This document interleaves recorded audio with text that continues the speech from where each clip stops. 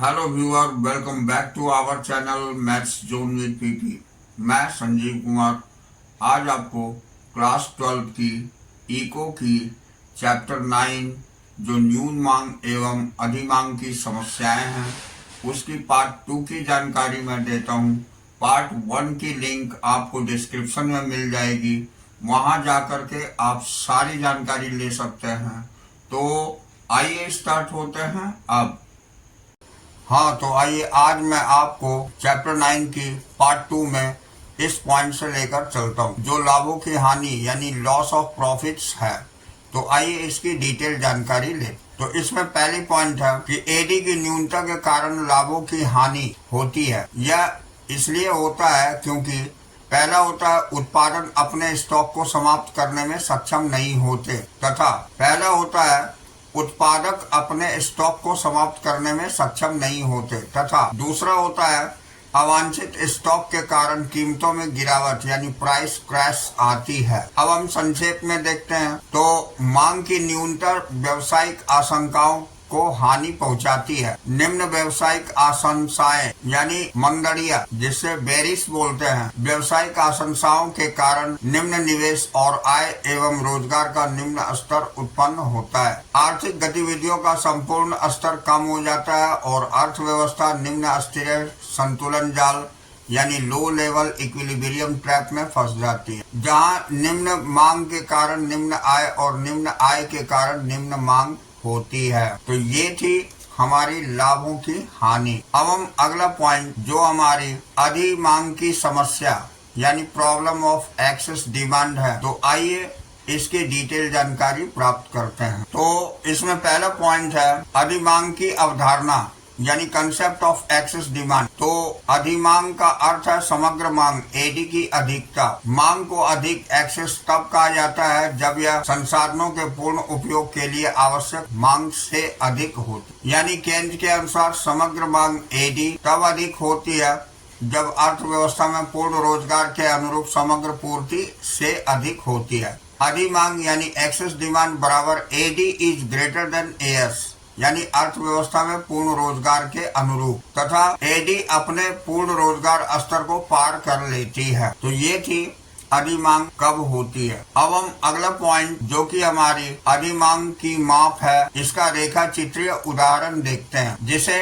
Measurement of excess demand diagrammatic illustration कहते हैं। तो आइए इसकी जानकारी लेते हैं। यहाँ चित्र 9.4 अधिमांग के माप को प्रकट करता है जो कि हमें ग्राफीय विधि से प्रदर्शित किया गया। तो आइए इसे हम देखते हैं। इस ग्राफ के अंतर्गत जैसा कि हम जानते हैं ये इनकम वाई या जीडीपी हमारी एक्स एक्सिस पर ली गई है और एग्रीगेट डिमांड जिसे एडी बोलते हैं वो हमारी वाई एक्सिस पर ली गई। अब इसमें वाई बराबर ए एस की लाइन हम जानते हैं 45 डिग्री की एंगल बनाती है। उसके बाद यहाँ पर ये जो डॉटेड लाइन दिखाई गई है ये हमारी एडीएफ है जहाँ फुल एम्प्लॉयमेंट एडी कही जाती है, और उससे ऊपर की लाइन जो गई हुई है ये एडीपी है जो प्लान्ड एडी है। ये दोनों ही लाइनें यहाँ दिखाई दे रही है हमें, ये एम पॉइंट पर से जा करके एफ पॉइंट पर काटती है जिसे एक्सेस डिमांड हम इन दोनों लाइनों के बीच के अंतर को कहते हैं। तो आइए इसका अवलोकन देखते हैं। तो चित्र 9.4 में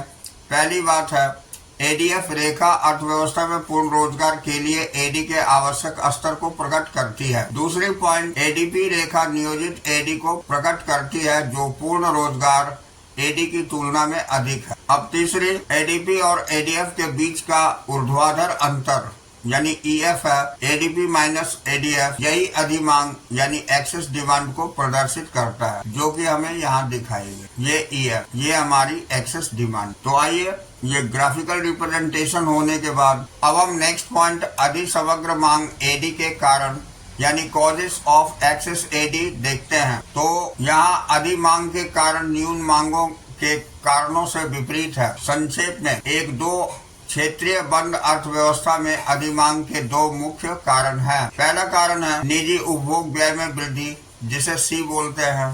तो increase in private consumption expenditure यानी सी, यह उपभोग प्रवृत्ति के बढ़ने या बचत प्रवृत्ति के कम होने के कारण संभव हो सकता है। भारत जैसे देशों में उच्च श्रेणी के प्रदर्शन प्रभाव यानी डिमॉन्स्ट्रेशन इफेक्ट के कारण उपभोग प्रवृत्ति में वृद्धि की प्रवृत्ति पाई जाती है। निर्धन व्यक्ति धनी व्यक्तियों की भांति जीवन व्यतीत करने के लिए अधिक खर्च करते हैं। अब देखिए दूसरी टॉपिक हमारी है निवेश व्यय में वृद्धि यानी आई, इंक्रीज इन इन्वेस्टमेंट एक्सपेंडिचर आई। यह वृद्धि तेजड़िया व्यवसायिक आशंसाओं यानी बुलिश बिजनेस एक्सपेक्टेशंस के कारण उत्पन्न हो सकती है।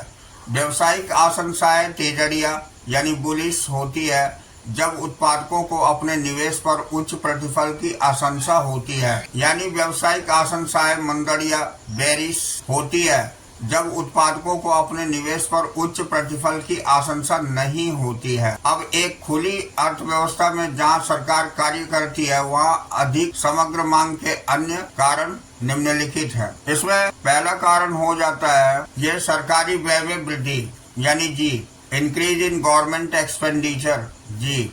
अर्थशास्त्र में विकास एवं सामाजिक कल्याण की परियोजनाओं में अपनी बढ़ती हुई वचनबद्धता के कारण सरकार अपने उपभोग व्यय में वृद्धि कर सकती है। अगली पॉइंट निर्यातों में वृद्धि जिसको एक्स बोलते हैं, तो increase in export that is x. यह मुख्यतः अंतर्राष्ट्रीय कीमतों की तुलना में घरेलू कीमतों में कमी के कारण अथवा घरेलू मुद्रा के मूल्य में कमी हो जाने के कारण संभव हो सकता है। अगली पॉइंट है आयातों में कमी जिसे एम से रिप्रेजेंट करते हैं, तो ये decrease in import that is M.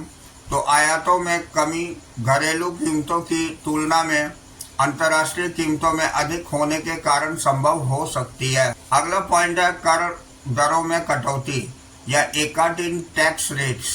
कर दरों में कटौती से लोगों के पास प्रायोज्य आय अधिक हो सकती है। तो ये सारे कारण थे जिससे समग्र मांग की अधिकता हो सकती है। अब हम अगला पॉइंट देखते हैं अधिक समग्र मांग एडी के परिणाम यानी अर्थव्यवस्था में तीन महत्वपूर्ण स्थितियां जिसे हम consequences of excess AD, three critical situations in the economy कहते हैं। तो आइए इसकी डिटेल जानकारी प्राप्त करते हैं। तो इसमें दिया हुआ है अधिक मांग के कारण अर्थव्यवस्था में तीन महत्वपूर्ण स्थितियां उत्पन्न होती है जो दी गई है।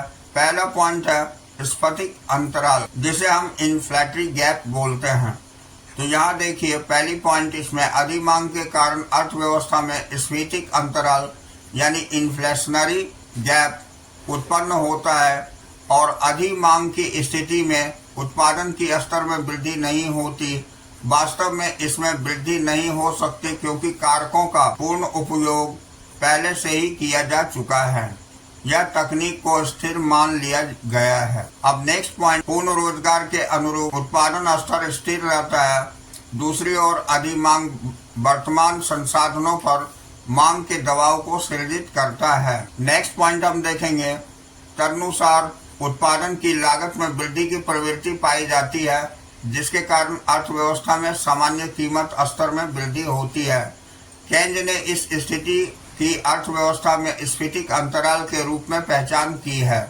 यहाँ दिखाई गई है अधिक समग्र मांग एडी जब ये आगे बढ़ती है वर्तमान संसाधन पर मांग की दबाव होती है और उससे उत्पादन की लागत में वृद्धि होती है, फिर सामान्य कीमत स्तर में वृद्धि होती है और अंततः उत्पादन स्तर स्थिर रहता है क्योंकि संसाधनों का पूर्ण उपयोग पहले से ही किया जा चुका है। ये हमारी थी अधिक समग्र मांग किस तरह आगे की ओर बढ़ती है। अब हम अगली पॉइंट देखेंगे स्फटिक अंतराल की माप कैसे करेंगे, that is measurement of inflationary gap.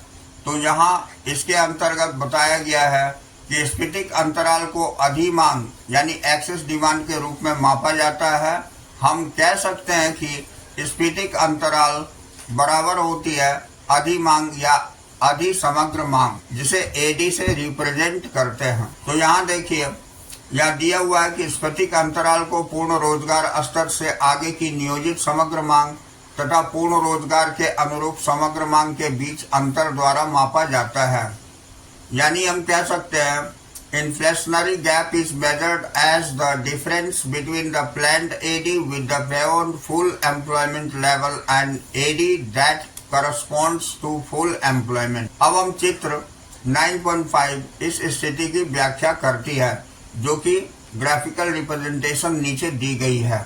आइए इसकी जानकारी ले लें। तो यहाँ देखिए, ये ग्राफ में जैसा कि हम देख रहे हैं, ये y बराबर AS की ये लाइन दी हुई है, जो कि 45 डिग्री पर इंक्लाइंड होती है, और यहाँ पर ये जो ADP दिखाई गई है, ये ऊपर, इसको हम प्लान्ड AD बोलते हैं, और डॉटेड लाइन से ये ADF दिखाई गई है, जिसे फुल एम्प्लॉयमेंट AD बोलते हैं।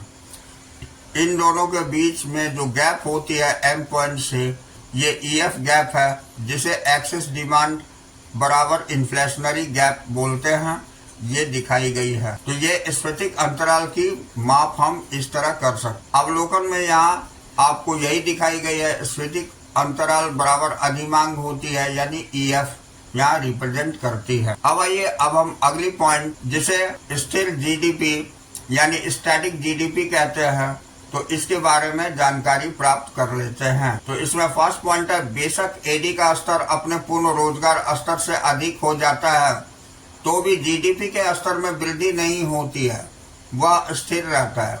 दूसरी बात है, यह वह स्थिति है जब उच्च मांग अर्थव्यवस्था में उच्च GDP को सृजित करने में असफल होती है। अगली पॉइंट है, ऐसा इसलिए होता है क्योंकि संसाधनों का पूर्ण उपयोग पहले से ही किया जा चुका है, यानी अर्थव्यवस्था में अतिरिक्त क्षमता नहीं होती। ये चित्र 9.6 में अधिमांग और स्थिर GDP की रेखा चित्रीय व्याख्या करता है, जो कि हमें नीचे दिखाई गई है। तो आइए इसकी जानकारी ले। यहाँ पर भी वही कंडीशंस आपको दिए हुए हैं। 45 डिग्री पर इंक्लाइंड Y रेखा दिखाई गई है, जिसे हम AS बोलते हैं, और ये जो लाइन गई हुई ये ADP प्लान्ड AD है, और ये ADF full employment AD line आपको डॉटेड लाइन से दिखाई गई है। यहाँ जो ये EF दिखाया गया है, ये दोनों के बीच की गैप को दिखाया गया है। इसके अवलोकन में हम देखते हैं, चित्र 9.6 में अधिमांग बराबर EF है। यही अधिमांग है जिसको हम एक्सेस डिमांड बोलते हैं, यानी अधिमांग, और GDP बराबर OL है तथा AD पूर्ण रोजगार के अनुरूप होता है। अब यहाँ नेक्स्ट है, GDP बराबर OL भले ही जब AD पूर्ण रोजगार स्तर से अधिक होता है। तो ये यहाँ प्रदर्शित करी गई है। अब हम आगे देखते हैं। तो यहाँ चित्र 9.6 दर्शाता है कि संतुलित GDP स्थिर रहता है तथा पूर्ण रोजगार स्तर पर भले जब AD ADF से ADP की ओर खिसक जाता है। इस प्रकार GDP अधिमांग से अप्रभावित रहता है। अब यहाँ एक महत्वपूर्ण अवलोकन देखा गया है। तो पहली पॉइंट है, जब हम कहते हैं कि GDP स्थिर रहता है, तो हम वास्तविक यानी रियल GDP को संदर्भित करते हैं, न कि मौद्रिक यानी नॉमिनल GDP को। अब दूसरे शब्दों में हम कह सकते हैं, हम स्थिर कीमतों पर GDP को संदर्भित करते हैं, न कि चालू कीमतों पर GDP को। वास्तविकता यह है कि अधिमांग के कारण सामान्य कीमत स्तर में वृद्धि होती है, जिसका निहितार्थ है कि चालू कीमतों में GDP में वृद्धि होगी। अब इसी से अगली पॉइंट हम देखते हैं। तो इस प्रकार अधिमांग की स्थिति में अर्थव्यवस्था में उत्पादित वस्तुओं और सेवाओं की मात्रा स्थिर रहती है, हालांकि वस्तुओं तथा सेवाओं के बाजार मूल्य चालू कीमत पर में वृद्धि की प्रवृत्ति पाई जाती है। अब अगली पॉइंट है, अधिमांग तथा मजदूरी कीमत जाल, जिसे हम excess demand and wage price spiral बोलते हैं। तो इसके अंतर्गत हम देखते हैं, पहली पॉइंट, अधिमांग के कारण अर्थव्यवस्था में मजदूरी कीमत जाल यानी वेज प्राइस स्पाइरल उत्पन्न होती है। नेक्स्ट, यह वह स्थिति है जब मजदूरी कीमतों का पीछा करती है, तब कीमतें मजदूरी का पीछा करती है। अब इससे अगली पॉइंट, तदनुसार अर्थव्यवस्था अति मुद्रास्फीति हाइपर इन्फ्लेशन की स्थिति की ओर आ जाती है। अब इससे अगली पॉइंट, अधिमांग के कारण वर्तमान संसाधनों पर मांग का दबाव उत्पन्न होता है, परिणाम स्वरूप उत्पादन की लागत यानी विशेष रूप से मजदूरी में वृद्धि की प्रवृत्ति होती है। सामान्य कीमत स्तर पर वृद्धि से जीवन स्तर की लागत में वृद्धि होती है, जिससे पुनः मजदूरी में वृद्धि होती है। अब हम देखेंगे, इस प्रकार मजदूरी कीमतों का पीछा करती है और कीमतें मजदूरी का पीछा करती है। यह जाल अति मुद्रास्फीति की ओर चला जाता है तो यह आर्थिक स्थिरता, इकोनॉमिक स्टेबिलिटी के लिए भयानक खतरा है। अब हम लाभ की हानि देखेंगे, यानी लॉस ऑफ प्रॉफिट। तो न्यून मांग की तरह अधिमांग के कारण भी लाभ की हानि होती है, यानी लाभ लुप्त हो जाता है क्योंकि अतिरिक्त क्षमता के अभाव के कारण उत्पादक अपनी पूर्ति को बढ़ाने में सक्षम नहीं होते हैं।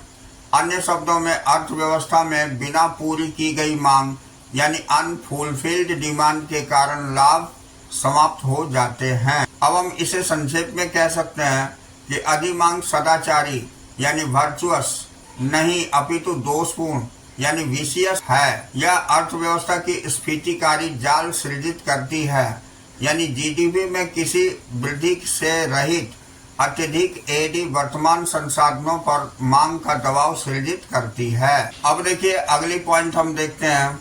तो यहाँ तदनुसार उत्पादन की लागत विशेषकर मजदूरी दर में वृद्धि होती है और लागत में वृद्धि के कारण कीमतों में वृद्धि होती है, यानी अर्थव्यवस्था मजदूरी कीमत जाल वेज प्राइस स्पाइरल में फंस जाती है, जो कि अर्थव्यवस्था की स्थिरता के लिए एक चुनौती है। अब हम नेक्स्ट पॉइंट देखते हैं। यहाँ अगली तालिका 9.8 में दिखाई गई है स्फीतिक अंतराल बनाम अस्फीतिक अंतराल, जिसे हम inflationary gap versus deflationary gap कहते हैं। तो आइए इसकी डिटेल जानकारी लेते हैं। तो देखिए ये पहली कॉलम में हमें अंतराल का आधार दिया हुआ है, दूसरी कॉलम में स्फीतिक अंतराल है और तीसरी में अवस्फीतिक अंतराल। पहली कॉलम में बेसिस ऑफ डिफरेंस बोलते हैं, दूसरी कॉलम में इन्फ्लेशनरी गैप बोलते हैं, तीसरी कॉलम में डिफ्लेशनरी गैप बोलते हैं। तो आइए सबसे पहले अर्थ जानते हैं, जिसे मीनिंग कहते हैं। तो स्फीतिक अंतराल के अंतर्गत किसी अर्थव्यवस्था में पूर्ण रोजगार संतुलन की स्थिति को बनाए रखने के लिए जितनी समग्र मांग की आवश्यकता होती है, यदि समग्र मांग उससे अधिक हो तो इन दोनों के अंतर को स्फीतिक अंतराल कहते हैं। अब देखिए अवस्फीतिक अंतराल किसे कहते हैं। तो किसी अर्थव्यवस्था में पूर्ण रोजगार संतुलन की स्थिति में बनाए रखने के लिए जितनी समग्र मांग की आवश्यकता होती है, यदि समग्र मांग उससे कम हो तो इन दोनों के अंतर को अवस्फीतिक अंतराल कहते हैं। अब आइए कारण हम देखते हैं। तो कारण यानी कॉज के अंतर्गत यह अंतराल कब उत्पन्न होता है, जब AD is greater than AS पूर्ण रोजगार स्तर के अनुरूप होता है, स्फीतिक अंतराल के अंतर्गत। अब अवस्फीतिक अंतराल के अंतर्गत यह अंतराल तब उत्पन्न होता है जब AD is less than AS होती है, यानी पूर्ण रोजगार स्तर के अनुरूप होता है। हाँ, अब हम तीसरा देखते हैं। तीसरा पॉइंट हमारा है उत्पादन पर प्रभाव, जिसे हम इम्पैक्ट ऑन आउटपुट बोलते हैं। ये उत्पादन के स्तर में वृद्धि नहीं होती क्योंकि पहले से ही यह अर्थव्यवस्था में पूर्ण रोजगार के अनुरूप होती है। अवस्फीतिक में उत्पादन का स्तर पूर्ण रोजगार पर उत्पादन के स्तर से कम होती है। अब चौथा पॉइंट है हमारी रोजगार पर प्रभाव, यानी इम्पैक्ट ऑन एम्प्लॉयमेंट। तो स्फीतिक में अर्थव्यवस्था में कोई बेरोजगारी अथवा अल्प रोजगार की स्थिति नहीं हो, यानी प्राकृतिक बेरोजगारी के अतिरिक्त होती है। अवस्फीतिक में अर्थव्यवस्था में बेरोजगारी तथा अल्प रोजगार की स्थिति होती है। अब हम संपूर्ण प्रभाव दिखाते हैं, जिसे ओवरऑल इम्पैक्ट बोलते हैं। तो स्फीतिक के अंतर्गत इसके कारण मजदूरी कीमत जाल उत्पन्न होता है। मजदूरी कीमतों का पीछा करती है और कीमतें मजदूरी का पीछा करती है, जबकि जीडीपी स्थिर रहता है। अवस्फीतिक में इसके कारण निम्न स्तरीय संतुलन जाल उत्पन्न होता है। निम्न समग्र मांग एडी के कारण निम्न आय होती है और निम्न आय के कारण निम्न समग्र मांग एडी होता है। तो ये दोनों में अंतर थी। अब हम अगला पॉइंट देखते हैं। तो ये बहुत ही इम्पोर्टेंट पॉइंट है, न्यून तथा अधिमांग को ठीक करने के उपाय, यानी कैसे हम सही कर सकते हैं इसे। तो यहाँ देखिए राजकोषीय तथा मौद्रिक नीतियाँ, जिसे हम बोलते हैं measures to correct deficient and excess demand, that is fiscal and monetary policies. तो आइए इसकी जानकारी डिटेल से लेते हैं। तो इसमें पहला पॉइंट है, अर्थव्यवस्था में आर्थिक स्थिरता लाने के लिए आवश्यक है कि अधिमांग और न्यून मांग की स्थिति को ठीक किया जाए। इसे कौन करता है? तो सरकार इसे अपनी आय व्यय नीति यानी राजकोषीय नीति के माध्यम से करती है तथा केंद्रीय बैंक आरबीआई इसे मौद्रिक नीति से के माध्यम से करती है। यह हमें राजकोषीय तथा मौद्रिक नीति की चर्चा की ओर अग्रसर करता है। अब हम यह समझते हैं कि कैसे इन नीतियों का प्रयोग करके स्फीतिक अंतराल यानी अधिमांग से संबंधित तथा अविस्फीतिक अंतराल यानी न्यून मांग से संबंधित को ठीक किया जाता है। तो पहला पॉइंट हम देखते हैं राजकोषीय नीति, जिसको हम राजकोषीय उपाय भी बोलते हैं, जिसे फिस्कल पॉलिसी और फिजिकल मेजर्स भी बोलते हैं। फिजिकल पॉलिसी और फिजिकल मेजर्स भी बोलते हैं। तो आइए इसकी जानकारी लेते हैं।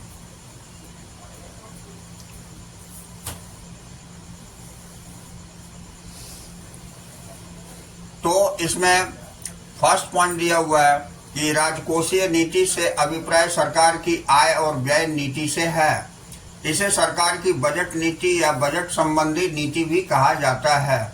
इसी के अंतर्गत नेक्स्ट पॉइंट, यह अधिमांग यानी स्फीतिक अंतराल और न्यून मांग अविस्फीतिक अंतराल यानी budgetary policy of the government की स्थितियों को ठीक करते हुए अर्थव्यवस्था में स्थिरता पर ध्यान केंद्रित करता है।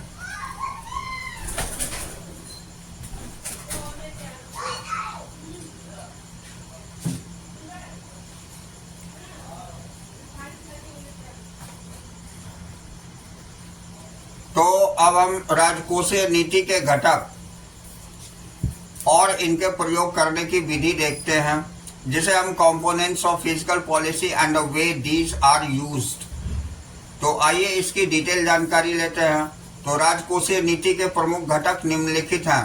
प्रत्येक घटक के साथ हम उस विधि का वर्णन भी कर रहे हैं जिसका प्रयोग अधि और न्यून मांग की स्थितियों को ठीक करने के लिए किया जाता है। तो पहला है सरकारी व्यय, जिसे हम गवर्नमेंट एक्सपेंडिचर बोलते हैं। तो इसके अंतर्गत फर्स्ट पॉइंट, राजकोषीय नीति का यह प्रमुख घटक अथवा प्रमुख उपकरण है। एक देश की सरकार विभिन्न प्रकार के व्यय करती है और ये मुख्यतः निम्न प्रकार के हैं। पहला होता है सार्वजनिक निर्माण कार्य, जैसे सड़कों, बांधों, पुलों आदि के निर्माण पर किया जाने वाला व्यय।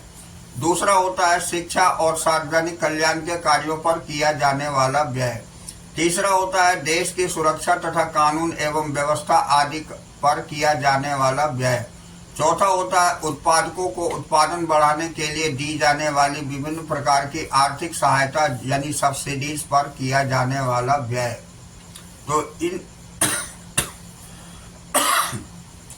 तो इन सारे में जो व्यय होती है इसको कंट्रोल करके गवर्नमेंट करती है। अब अगली पॉइंट है, इसके अंतर्गत उपरोक्त बताए गए सरकारी व्यय में से किसी एक में या सभी प्रकार के व्यय में परिवर्तन करके सरकार अर्थव्यवस्था में अधिमांग और न्यून मांग की स्थितियों को ठीक करने के उपाय करती है। जब अधिमांग होती है तब सरकारी व्यय कम कर दिया जाता है और जब न्यून मांग होती है तो सरकारी व्यय बढ़ा दिया जाता है।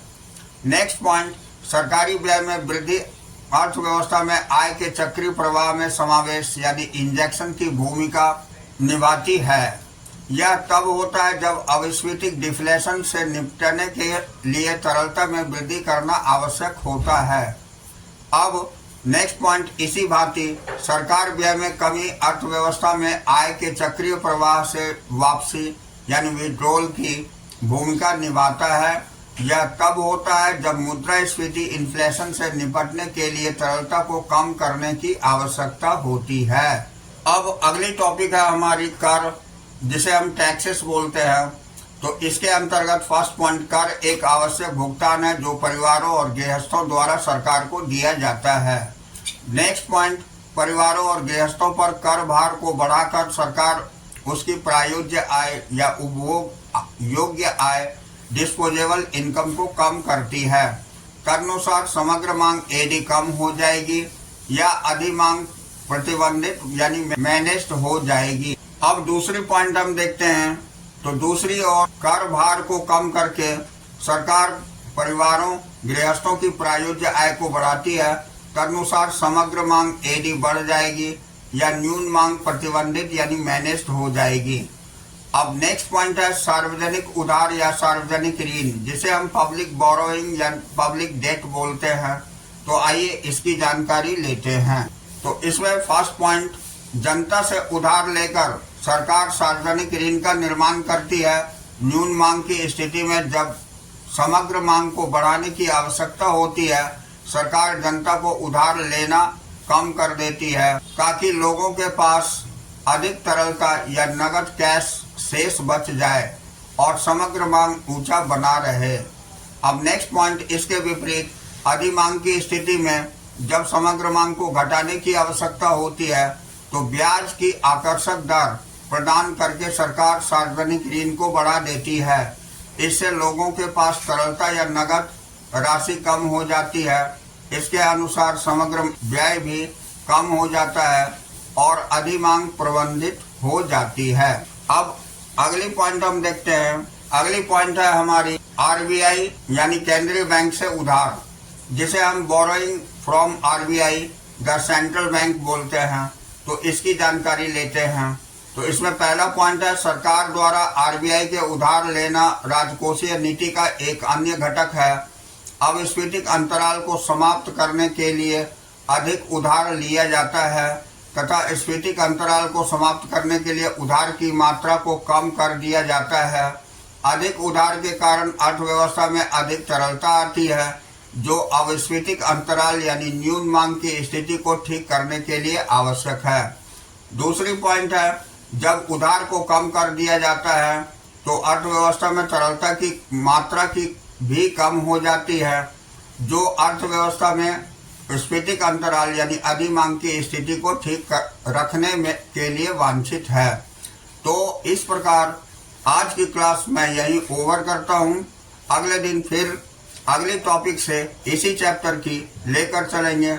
That's all for today. We will meet again on the next class.